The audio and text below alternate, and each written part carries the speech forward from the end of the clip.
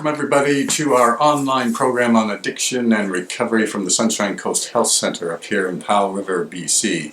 And we've been talking about relapse, and last time we talked about 4 of the big brain chemistry theories on relapse. And this time we're going to take a different tact. And this is a pretty famous idea. And this one is on the idea that addicts use drugs to self-medicate.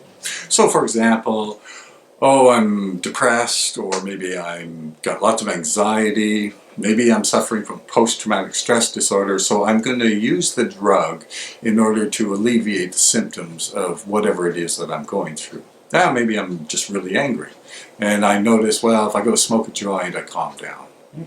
So that's the idea of self-medicating, and it's a very pretty good idea. I mean, it's got a lot of good research. A fellow by the name of Canton at Harvard University, I generally considered to be like the first guy who came up with this idea.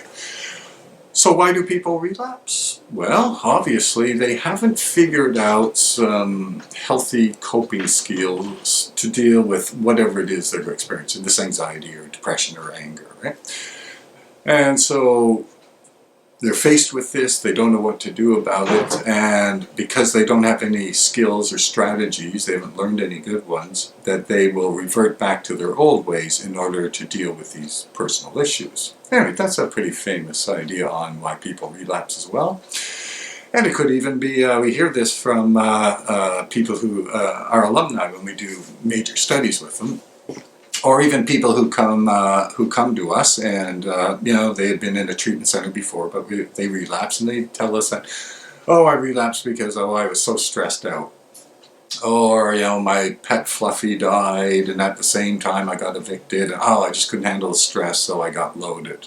Right? All of these ideas that revolve around the self-medication hypothesis. So a pretty popular one too. Anyway, that's it this time, and we'll be back next time with another topic in our series on relapse.